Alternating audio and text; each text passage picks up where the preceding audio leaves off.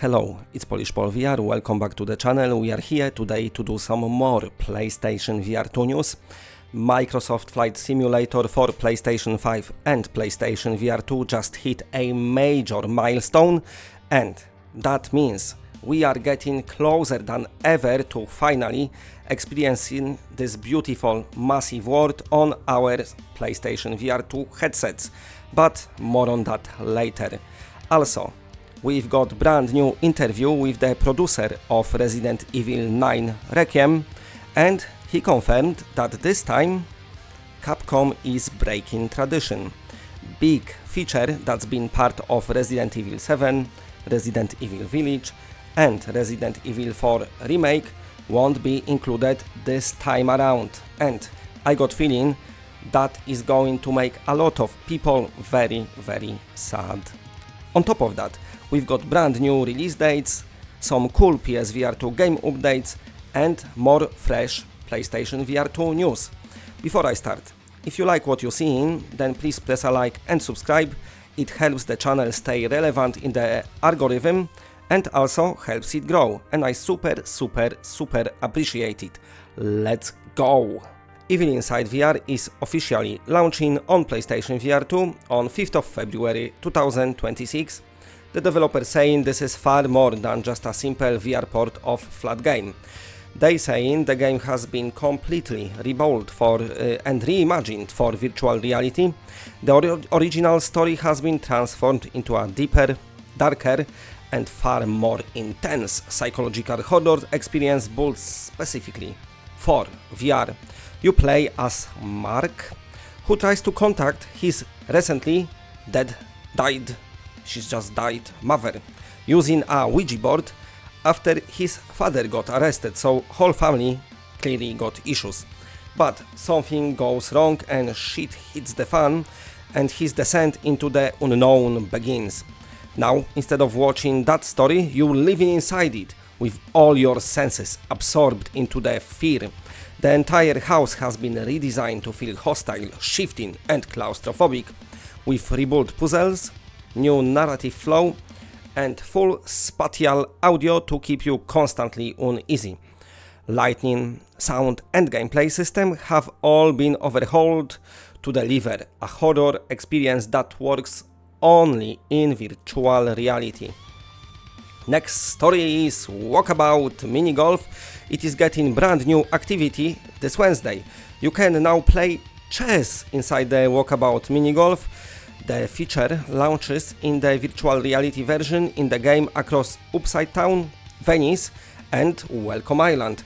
And it works exactly how you can expect the chess works.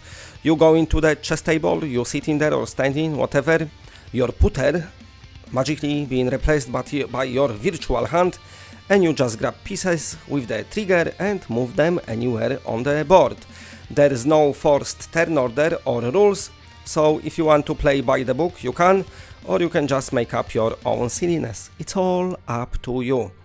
Now, let's talk about VR Game of the Year, because the nominees are out and it's pretty interesting lineup. Here are the contenders: Alien Rogue Inclusion, Arcanage, Ghost Town, Marvel's Deadpool VR, The Midnight Walk. Now, for me, personally, it's going to be between Ghost Town and Arcanage. I don't know which one I would choose, one of them. Those two just feel like the real VR standouts this year.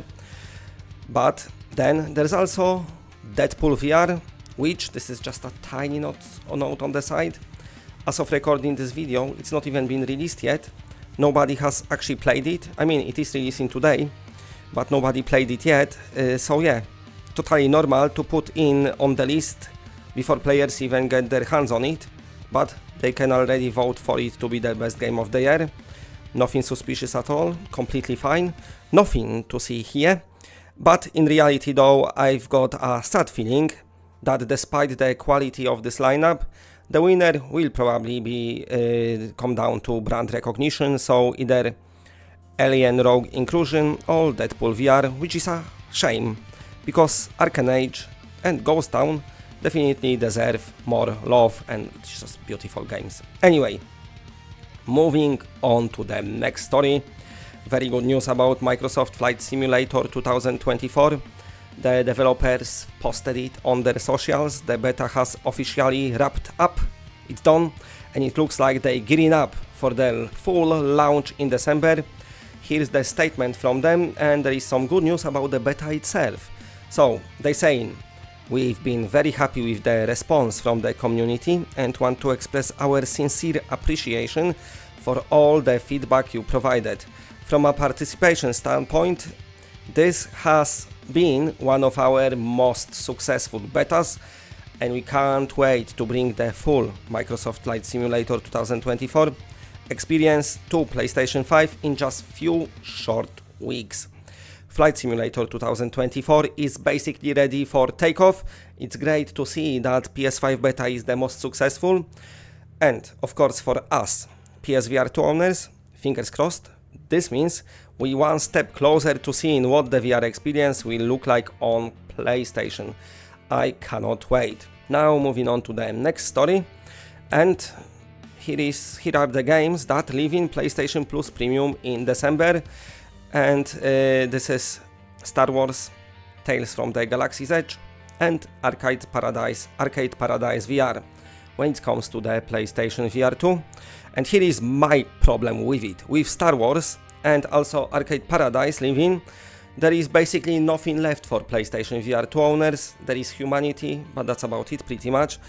You can get timed trials for 16 games, some of the bigger titles like your Metro and shit, but I don't feel like paying that price just for the trials is worth it.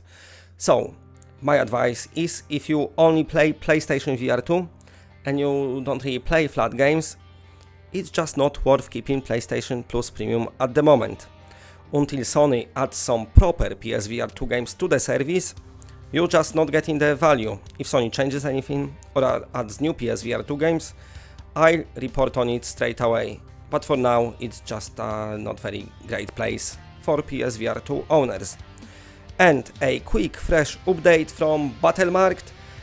So tomorrow there is a live stream and we'll be getting pretty much extended gameplay footage of the game. The live show kicks off on November 19th at 6 PM Eastern Time, and there is a nice bonus as well. If you join the chat during the broadcast, you're gonna have a chance to win a game key for when the Battlemarkt launches. So go and join down there.